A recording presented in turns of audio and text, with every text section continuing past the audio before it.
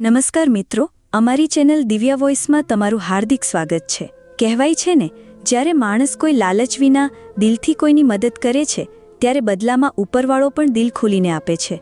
મિત્રો, આજની કહાની ખૂબ જ સમજવાલાયક અને પ્રેરણાદાયી કહાની છે। તો મિત્રો, આજની વિડિયો અંત સુધી જરૂર જુઓ અને વિડિયો ગમે તો લાઇક શેર કરી અમારી ચેનલ દિવ્યા વોઇસને સબસ્ક્રાઇબ જરૂર કરો। એક ગરીબ છોકરી નેહા પોતાના લગ્ન માટે કપડાં ખરીદી રહી હતી। તે પોતાના માટે સસ્તા પણ સારા કપડાં ખરીદવા માંગતી હતી। ત્યાં જ અચાનક એ જ દુકાન પર એક વૃદ્ધ ભિખારી આવ્યો। વાળ વિખરાયેલા, દાઢી વધેલી, કપડાં ફાટેલા, શરીર પરથી ધૂળ ખરતી હતી, ચહેરા પર થાક હતો અને આંખોમાં ભૂખ સ્પષ્ટ દેખાતી હતી। તેણે સીધું દુકાનદારને કહ્યું, બેટા, જો તું મને એક રોટલી ખવડાવીશ તો તને 1 કરોડ મળશે।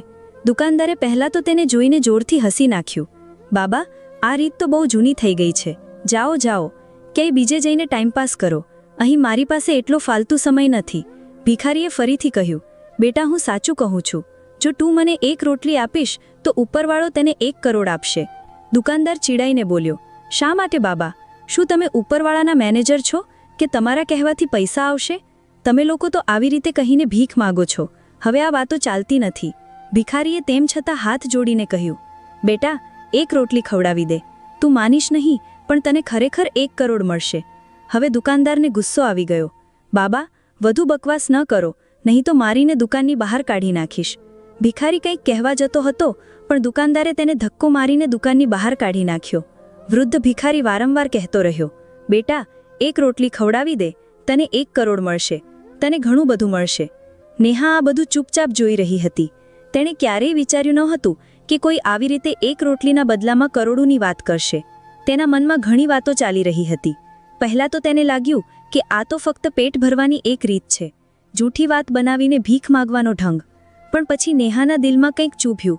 તેણે વિચાર્યું, જો આ બાબા પેટની ભૂખ માટે જૂઠું બોલી રહ્યા હોય તો પણ તેમાં આટલી નફરત કેમ? દુકાનદારે તો જૂઠું બોલીને મને પણ મોંઘા કપડાં વેચવાની કોશિશ કરી હતી, ત્યારે તો તેને કોઈ શરમ નહોતી આવી, પણ આ વૃદ્ધ બાબાએ ભૂખ માટે જૂઠું બોલ્યા તો તેને ધક્કા મારીને બહાર કાઢે છે। નેહાની આંખો ભીંજાઈ ગઈ। તેને કંઈ વિચાર્યા વિના દુકાનના બધા કપડાં ત્યાં જ મૂકી દીધા। દુકાનદાર પાછળથી બૂમો પાડી, બેટી, કપડાં તો લઈ જા, પૈસા થોડા ઓછા કરી દઈશ। નેહા પાછળ જોયા વિના બોલી, હવે મને તારી દુકાનમાંથી કંઈ ખરીદવું નથી। નેહા ઝડપથી એ બાબા તરફ દોડી જે ધીમે ધીમે દુકાનથી દૂર જઈ રહ્યા હતા। નેહાએ બાબાને અવાજ આપ્યો, બાબા, રોકાઈ જાઓ। બાબા પાછળ વળ્યા। થાકેલા ચહેરા પર આશાની એક હળવી ચમક આવી। નેહા તેમની પાસે પહોંચીને બોલી, બાબા, તમને ભૂખ લાગી છે ને? ચાલો હું તમને ખાવાનું ખવડાવું। પણ બાબા, મને પૈસાની કોઈ જ જરૂર નથી, તમે ફક્ત પેટ ભરી લો, એ જ ઘણું છે। બાબા થોડીકવાર નેહાની આંખોમાં જોતા રહ્યા, પછી પ્રેમથી હસીને બોલ્યા, બેટી, તું મને ફક્ત 1 રોટલી નહીં પણ પેટ ભરીને ખવડાવવા લઈ જાય છે, પણ હકીકતમાં તું મને તારા દિલથી ખાવાનું ખવડાવવા જાય છે। ઉપરવાળો તને આના બદલામાં 10 કરોડ આપશે, અને એટલું બધું આપશે જેટલું તે ક્યારેય વિચાર્યું પણ નહીં હોય। નેહા હસતા હસતા બોલી, બાબા, મને ઉપરવાળા પાસેથી કરોડો નથી જોઈતા, મને ફક્ત તમને ખવડાવીને સુકૂન જોઈએ છે। નેહા બાબાને સાથે લઈને એક નાના ઢાબા પર ગઈ અને ત્યાંથી બાબા માટે 10 રોટલીઓ અને 2 શાક પેક કરાવીને બાબાના હાથમાં આપી દીધા। બાબા, આ લો, હમણાં પણ ખાઈ લો અને સાંજ માટે પણ બચાવી રાખો। મારી પાસે વધુ પૈસા નથી, પણ આટલું તો હું કરી જ શકું। બાબાની આંખો પણ ભરાઈ આવી। બેટી, તારું નામ શું છે? નેહા હસીને બોલી, બેટી, તું ક્યાં રહે છે? નજીકની ગરીબ બસ્તીમાં શંકરબાબુની દીકરી છું। બાબાએ પ્રેમથી કહ્યું, બેટી, સારા લોકો સાથે હંમેશા સારું જ થાય છે, તું ચિંતા ન કર, તારું જીવન બદલાવાનું છે। નેહા ફક્ત હસીને ત્યાંથી ચાલી ગઈ, પણ તે જાણતી નહોતી કે બીજા દિવસે સવારે તેનું આખું વિશ્વ ખરેખર બદલાવાનું હતું। નેહા તો ફક્ત પોતાના મનને હળવું કરવા બાબાને ખાવાનું ખવડાવીને ઘરે પાછી આવી હતી, પણ તેના દિલમાં ક્યાંક ને ક્યાંક બાબાની વાત ગુંજી રહી હતી, તારું જીવન બદલાવાનું છે। નેહા વારંવાર પોતાની જાતને કહેતી, અરે બાબા તો એમ જ કહેતા હતા, તેઓ તો ફક્ત ભૂખથી પરેશાન હતા, ખરેખર આવું કંઈ થાય છે શું? પણ બીજા દિવસે જે થયું તેણે નેહા અને તેના પરિવારનું જીવન હંમેશા માટે બદલી નાખ્યું। સવારે નેહા ઘરમાં સાફસૂફ કરી રહી હતી, મા રસોઈ બનાવી રહી હતી અને પપ્પા બહાર અખબાર વાંચી રહ્યા હતા। ત્યાં ઘરના દરવાજે ટકોર થઈ। નેહાએ ઝાડુ મૂકીને ઝડપથી દરવાજો ખોલ્યો। સામે કુરિયરવાળો ઊભો હતો. નેહાજી, તમે જ છો? કુરિયરવાળાએ પૂછ્યું. જી, હું જ છું. નેહા થોડી આશ્ચર્યચકિત થઈ ગઈ, કારણ કે તેણે તો કોઈ સામાન મંગાવ્યો જ ન હતો. કુરિયરવાળો બોલ્યો, આ તમારા નામનું એક મહત્વનું પાર્સલ છે. સહી કરી દો. નેહાએ ખચકાતા ખચકાતા સહી કરી અને પાર્સલ હાથમાં લીધું. મા અને પપ્પા પણ દરવાજે આવી ગયા.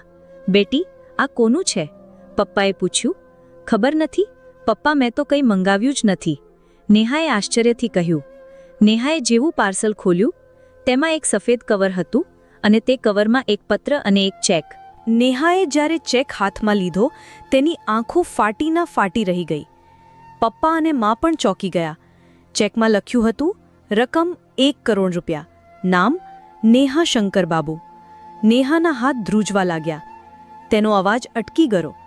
પપ્પાએ ગભરાઈને ચેક હાથમાં લીધો અને મા જોરથી બોલી, બેટી, આ શું છે? કોણે મોકલ્યું આ? નેહા ઝડપથી પત્ર વાંચવા લાગી અને જેમ જેમ તે વાંચતી ગઈ તેના પગ નીચેથી જમીન ખસી રહી હતી. પત્રમાં લખ્યું હતું, બેટી, હું એ જ વૃદ્ધ ભિખારી છું જેને તે ગઈકાલે રોટલીઓ ખવડાવી હતી.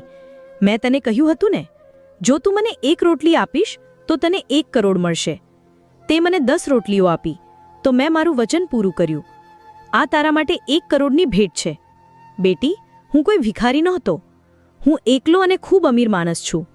પણ મારી પાસે મારું કહેવાતું કોઈ નહોતું. મેં ઘણા ટ્રસ્ટમાં પૈસા આપવાની કોશિશ કરી, પણ મને ખબર પડી કે ત્યાં પૈસા જરૂરિયાતમંદો સુધી પહોંચતા જ નથી. એટલે હું જાતે જરૂરિયાતમંદની શોધમાં નીકળ્યો હતો અને મને તું મળી. તારા દિલની સચ્ચાઈએ મને અંદરથી સ્પર્શી લીધું. આ પૈસાથી તારું જીવન વધુ સારું બનાવ. અને જો તને ક્યારે મારી જરૂર પડે તો આ પત્રમાં લખેલું સરનામું તારી રાહ જોશે. નેહાના હાથમાંથી પત્ર નીચે પડી ગયો. તે ફક્ત દિવાલનો સહારો લઈને ઊભી રહી.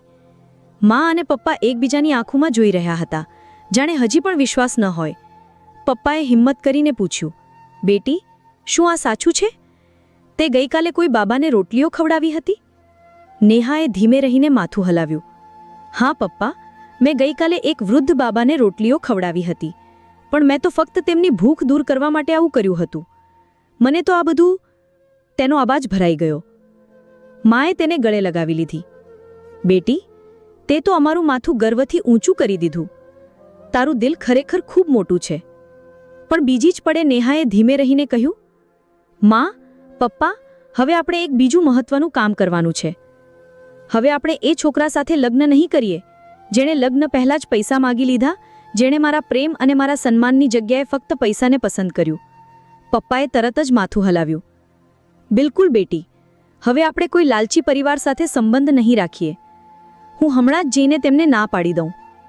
નેહા હસી પડી, પણ તેના દિલમાં હજી એક સવાલ હતો. આખરે એ બાબા કોણ હતા અને શું તે ખરેખર મને વધુ જાણવા માંગતા હતા? નેહાએ મા અને પપ્પાને કહ્યું, મને એ સરનામે જઈને તેમને મળવું છે. મારે જાણવું છે કે તેઓ કોણ હતા. પપ્પાએ કહ્યું, બિલકુલ બેટી, અમે તારી સાથે આવીશું. નેહા, મા અને પપ્પા ત્રણેય બીજા દિવસે એ પત્રમાં લખેલા સરનામે નીકળી પડ્યા. એક જૂના ઓટોમાં બેસીને, કારણ કે પૈસા તા હતા, પણ તેમને હજી પણ લાગતું હતું કે આ કોઈ સપનું છે. પણ ત્યાં જે સચ્ચાઈ તેમની રાહ જોતી હતી તે તેમની કલ્પનાથી પણ ઘણી મોટી હતી. નેહા, તેના પપ્પા શંકરબાબુ અને મા ત્રણેય એ સરનામે તરફ ઓટોમાં ધીમે ધીમે આગળ વધી રહ્યા હતા. રસ્તાભર નેહાના મનમાં હજારો સવાલો ઘૂમી રહ્યા હતા. શું એ બાબા ખરેખર આટલા ધનવાન હતા? શું આ કોઈ મજાક છે કે ખરેખર ઉપરવાળાનો કોઈ ચમત્કાર હતો? શું આ કોઈ સપનું છે જે અચાનક હકીકત બની ગયું? જ્યારે ઓટો એ સરનામે પહોંચ્યો ત્યાં ત્રણેયના હોશ ઉડી ગયા. નેહાની આંખો ફાટીની ફાટી રહી ગઈ.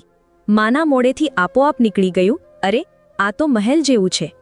સામે એક શાનદાર મોટો બંગલો હતો. ઊંચો લોખંડનો ગેટ, ચારે બાજુ લીલુંછમ ઘાસ, દિવાલો પર ઝુમ્મર, ગેટ પાસે ઊભેલો સિક્યુરિટી ગાર્ડ. આ બધું જોઈને જાણે તેમણે પોતાની આંખો પર વિશ્વાસ જ ન કર્યો. શંકરબાબુ અને નેહા થોડા ખચકાતા ગેટ પાસે ગયા. ભાઈ, અમે નેહાના નામે મળવા આવ્યા છીએ. ગેટ પર ઊભેલા ગાર્ડે હસીને કહ્યું, શું તમે નેહાજી છો? નેહાએ માથું હલાવ્યું, જી, હું જ છું. ગાર્ડે ઝટપટ ગેટ ખોલી દીધું. માલિક તમારી જ રાહ જોઈ રહ્યા છે, અંદર આવો. નેહા, મા અને પપ્પા ત્રણેય એકબીજા તરફ આશ્ચર્યથી જોવા લાગ્યા. મનમાં એક અજીબ બેચેની હતી. પગ આપોઆપ આગળ વધી રહ્યા હતા. અને આંખોમાં ફક્ત એક જ સવાલ તરી રહ્યો હતો, આ બધું શું છે? ત્રણેય ધીમે ધીમે બંગલાની અંદર પહોંચ્યા. બંગલાનો દરેક ખૂણો એટલો ચમકદાર, એટલો સુંદર હતો, જાણે કોઈ સપનું હોય. મોટા મોટા ઝુમ્મર, મોંઘું ફર્નિચર, બારીમાંથી આવતી ઠંડી હવા, દરેક વસ્તુ જાણે કોઈ અલગ જ દુનિયામાંથી આવી હોય. થોડી જ વારમાં તેઓ એક મોટા હોલમાં પહોંચ્યા અને હોલમાં સામે એ જ વૃદ્ધ બાબા બેઠા હતા. હવે તેઓ બિલકુલ અલગ દેખાતા હતા. સ્વચ્છ કપડાં, ચમકતો ચહેરો, હળવું હાસ્ય અને આંખોમાં એ જ સુકૂન, જાણે તેઓ નેહાને પહેલેથી જ ઓળખતા હોય. નેહા, માં અને પપ્પા એક ક્ષણ માટે થંભી ગયા. બાબા હસીને બોલ્યા, આવો બેટી, આવો. હું જાણતો હતો કે તું જરૂર આવીશ. નેહાએ ધીમે રહીને પૂછ્યું, બાબા, તમે કોણ છો? જો તમારી પાસે આટલું બધું હતું તો તમે ભિખારી બનીને રોટલી કેમ માંગતા હતા? બાબાએ એક ઊંડો શ્વાસ લીધો. તેમના અવાજમાં ખૂબ અપનાપો હતો. બેટી, હું કોઈ ભિખારી નહોતો. હું આ શહેરનો એક ખૂબ મોટો વેપારી છું. પણ મારી પાસે બધું હોવા છતાં મારું કહેવાતું કોઈ નહોતું. નેહા માં અને પપ્પા બાબાની દરેક વાત ધ્યાનથી સાંભળી રહ્યા હતા. બાબાએ આગળ કહ્યું, મેં ખૂબ પૈસા કમાયા, પણ જ્યારે મેં મારા પૈસા કોઈ જરૂરિયાતમંદ સુધી પહોંચાડવાની કોશિશ કરી ત્યારે મને દરેક જગ્યાએ દગો મળ્યો. ટ્રસ્ટમાં પણ આપ્યું, પણ ત્યાં પણ પૈસાની બંદરવાટ થઈ જતી. હું ઈચ્છતો હતો કે મારો ધન કોઈ સારા માણસ પાસે જાય, જે ખરેખર તેની કિંમત સમજે, જે દિલથી ગરીબોની મદદ કરે. બાબાની આંખો થોડી ભીની થઈ ગઈ. એટલે હું ભિખારી બનીને ફરતો હતો. હું ઈચ્છતો હતો કે જે માણસ પાસે આ ધન પહોંચે તે લાલચી ના હોય, તે માનવતામાં વિશ્વાસ રાખે. અને બેટી, એ માણસ મને તારામાં દેખાયો. નેહાના પપ્પા અને મા આશ્ચર્યચકિત હતા. બાબા ફરી બોલ્યા, બેટી, તે કંઈ વિચાર્યા વિના, કંઈ માંગ્યા વિના મને ખાવાનું ખવડાવ્યું. તે મને કહ્યું હતું, બાબા, મને પૈસા નથી જોઈતા, તમે ફક્ત પેટ ભરી લો. તારા આ શબ્દોએ મારા દિલને સ્પર્શી લીધું અને હું જાણી ગયો કે મારા ધનનો અસલી હકદાર તું છે. બાબાએ નેહાનો હાથ પકડીને કહ્યું, બેટી, આ ઘર હવે તારું છે. હું ઈચ્છું છું કે તું તારા પરિવાર સાથે અહીં રહે. અને આ મારો વ્યાપાર, તે પણ તું સંભાળ. તારી સાથે તારા પપ્પા અને મા પણ, કારણ કે હું જાણું છું કે સારા સંસ્કાર સારા ઘરોમાંથી આવે છે. નેહાની આંખોમાંથી આંસુ વહેવા લાગ્યા. માનું ગળું રૂંધાઈ ગયું. પપ્પાનું માથું ગર્વથી નમી ગયું. નેહાએ ધીમે રહીને કહ્યું, બાબા, આટલો મોટો નિર્ણય, મને થોડો સમય આપો, મને વિચારવા દો. બાબા હસીને બોલ્યા, બિલકુલ બેટી, તું આરામથી વિચાર. તારા માટે મારો દરવાજો હંમેશા ખુલ્લો રહેશે. નેહા, મા અને પપ્પા ત્યાંથી પાછા ફર્યા. પણ રસ્તાભર નેહાની આંખોમાં ફક્ત બાબાનો ચહેરો ઘૂમી રહ્યો હતો અને દિલમાં એ જ ગુંજી રહ્યું હતું, બેટી, સારા લોકો સાથે હંમેશા સારું જ થાય છે. નેહા, મા અને પપ્પા જ્યારે ઘરે પાછા આવ્યા ત્યારે બધાની આંખોમાં અલગ અલગ સવાલો હતા, પણ દિલમાં એક જ વાત હતી. શું ખરેખર તેમનું નસીબ આટલું બદલાઈ ગયું હતું? શું ખરેખર એ બધું હવે તેમનું હતું? ઘરની અંદર બધું પહેલાં જેવું જ હતું. કાચી દિવાલો, તૂટેલી ખાટ, જૂના વાસણો, પપ્પાનો એ જ ઓટો, માની એ જ ફાટેલી સાડી. પણ દિલની અંદર હવે એક નવો હોંફ હતો, એક નવો ઉજાસ હતો. નેહા હવે પૂરેપૂરો નિર્ણય લઈ ચૂકી હતી. હવે તે કોઈ પણ કિંમતે લાલચી લોકો સાથે લગ્ન નહીં કરે, જેમણે પહેલેથી જ તેની તનખ્વાહ હડપ કરવાની વાત કરી હતી, જેમના દિલમાં ના માનવતા હતી, ના અપનાપો, જેમના માટે લગ્ન પણ એક સોદો હતો. પપ્પા શંકર બાબુએ પણ નેહાને કહ્યું, બેટી, હવે આપણે કોઈથી ડરવાની જરૂર નથી. હવે આપણે એવા ઘરમાં તારા લગ્ન કરીશું જે તને દિલથી અપનાવે, જે તને સમજે, જે તને બોજ નહીં પણ પોતાનું ગૌરવ સમજે. નેહા હસી પડી અને પપ્પાને કહ્યું, પપ્પા, હવે એ લોકોને સાફ ના પાડી દો. આપણે હજી પણ એ જ લોકો છીએ, પણ હવે આપણે આપણા આત્મસન્માન સાથે સમજૂતી નહીં કરીએ. શંકર બાબુએ તરત ફોન ઉપાડ્યો અને એ લોકોને ફોન કર્યો. જુઓ, હવે અમારી દીકરી તમારી સાથે લગ્ન નથી કરવા માંગતી. તમે લોકો પૈસાની પાછળ દોડી રહ્યા હતા, પણ અમે અમારી દીકરીની ખુશીઓની પાછળ દોડી રહ્યા છીએ. એ લોકોએ લાખ સમજાવવાની કોશિશ કરી. ભાઈ સાહેબ, તમે ધીમે ધીમે પૈસા આપી દેજો, અમે લગ્ન કરવા માંગીએ છીએ. પણ પપ્પાએ સાફ કહ્યું, સંબંધ તો એ જ દિવસે ખતમ થઈ ગયો હતો જ્યારે તમે અમારી દીકરીની મહેનતની કમાણી પર તમારો હક જતાવ્યો હતો. નેહાએ પપ્પાની આંખોમાં જોયું. જાણે આજે પહેલીવાર તેના પપ્પા ખરેખર માથું ઊંચું કરીને કોઈની સાથે વાત કરી રહ્યા હતા. જાણે પહેલીવાર તેમને પણ પોતાના પર ભરોસો આવ્યો હતો. નેહાના દિલમાં હવે ફક્ત એક જ વાત હતી. બાબાએ જે ભરોસો આપ્યો છે, શું તે તેને સંભાળી શકશે? શું ખરેખર તે એ ઘરની જવાબદારી ઉપાડી શકશે? નેહા, મા અને પપ્પાએ બીજા દિવસે બાબાને મળવા જવાનું નક્કી કર્યું, કારણ કે હવે તેમના દિલમાં કોઈ શંકા બાકી નહોતી. હવે તેઓ બાબાના ભરોસાને પૂરેપૂરો સ્વીકારવા માંગતા હતા. જ્યારે ત્રણેય બાબાના ઘરે પહોંચ્યા ત્યારે બાબા તેમને જોઈને ખૂબ ખુશ થયા. નેહાએ તેમની પાસે બેસીને ધીમે રહીને કહ્યું, બાબા, અમે તૈયાર છીએ. અમે તમે આપેલી જવાબદારી સ્વીકારવા માટે તૈયાર છીએ. પણ એક વચન જોઈએ, તમે અમને ક્યારે છોડીને નહીં જાઓ. બાબાની આંખોમાંથી આંસુ નીકળી પડ્યા. બેટી, તે મારા માટે જે કર્યું તેની સામે મારું તો કંઈ જ નથી. હવે આ ઘર, આ વ્યાપાર, આ બધું તારું છે અને હવે તું મારી દીકરી છે. બાબાએ તરત વકીલને બોલાવ્યો અને કાયદેસર રીતે નેહાને પોતાની દત્તક દીકરી બનાવી લીધી. પોતાના આખા વ્યાપારની માલિક પણ નેહાને બનાવી દીધી અને નેહાના પપ્પા શંકર બાબુને આખા વેપારને સંભાળનાર બનાવ્યા. હવે એક જૂનું નાનું ઘર તેમના માટે ભૂતકાળની એક મીઠી યાદ બની ગયું હતું. નેહા, મા અને પપ્પા હવે બાબા સાથે એક નવા ઘરમાં એક નવા જીવનની શરૂઆત કરી ચૂક્યા હતા. થોડા જ દિવસોમાં બાબાએ નેહાના લગ્ન પણ કરાવી દીધા. પણ આ વખતે લગ્ન એવા વ્યક્તિ સાથે થયા જેણે નેહાને દિલથી અપનાવી, જેણે ક્યારે પૈસાનું નામ પણ ન લીધું, જે નેહાની સારાઈને જ તેની સૌથી મોટી સુંદરતા માનતો હતો. લગ્ન બાદ બાબાએ બધાની સામે કહ્યું, આજે હું ખૂબ ખુશ છું, કારણ કે મને મારી દીકરી મળી ગઈ અને મને મારો પરિવાર મળી ગયો. નેહા, મા, પપ્પા અને બાબા હવે એક સાચા પરિવારની જેમ રહેવા લાગ્યા અને બાબાના જીવનનો ખાલીપો હવે નેહાની હસીથી ભરાઈ ગયો હતો. નેહા હવે એક નવા જીવનમાં હતી, પણ તેનું દિલ હજી પણ એવું જ હતું, સીધું, સરળ અને બધા માટે પ્રેમથી ભરેલું. બાબા સાથે તેણે દરેક દિવસે કંઈક નવું શીખ્યું, વેપાર સંભાળવાનું પણ શીખ્યું.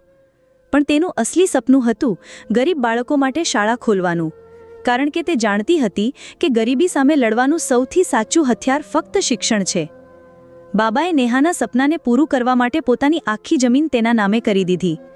નેહાએ ખૂબ જલ્દી એક સુંદર શાળા બનાવી, જ્યાં ગરીબ બાળકોને મફતમાં ભણાવવામાં આવતું હતું, ફી વિના, પુસ્તકોના બોજ વિના. ફક્ત એક નાનું સપનું લઈને આવતા બાળકોને નેહા પોતાના માથે બેસાડી લેતી. નેહાએ લગ્ન બાદ પણ પોતાની શાળાને ક્યારેય છોડી નહીં. તેનો પતિ પણ તેનો સૌથી મોટો સહારો બની ગયો હતો. અને બાબા દરરોજ નેહાને જોઈને હસતા, જાણે હવે તેમના દિલમાં કોઈ ખાલીપો બાકી ન હતો. બાબાએ એક દિવસ કહ્યું, બેટી, એ દિવસે તે મને રોટલી ખવડાવી હતી, પણ તારી એ નાની ભલાઈ આજે આટલું મોટું કારણ બની ગઈ છે. નેહાએ ફક્ત હસીને કહ્યું, બાબા, નિઃસ્વાર્થ મદદ ક્યારે વ્યર્થ જતી નથી. આજે પણ નેહાના દરવાજે જો કોઈ ભૂખ્યો આવે તો તે વિચાર્યા વિના તેને ખાવાનું ખવડાવે છે, કારણ કે તેણે જાણી લીધું છે, ભલાઈની કિંમત પૈસામાં નથી હોતી, ભલાઈની કિંમત ફક્ત માનવતામાં હોય છે. હવે તમે જ કહો, જો તમે નેહાની જગ્યાએ હોત તો શું તમે પણ તમારા જીવનમાં કોઈ લાલચ વિના કોઈ અજાણ્યા જરૂરિયાતમંદની મદદ કરત? કે તમે પણ એવું વિચારો છો કે મારાથી એકલાથી શું બદલાઈ જશે? શું તમારી અંદર એ માણસ હજી જીવે છે જે નિઃસ્વાર્થ રીતે કોઈ ભૂખ્યાને ખાવાનું, કોઈ રડતાને સહારો અને કોઈ તૂટેલાને આશા આપી શકે? તો મિત્રો, તમને આ કહાની કેવી લાગી? અમને કોમેન્ટમાં જરૂર જણાવો.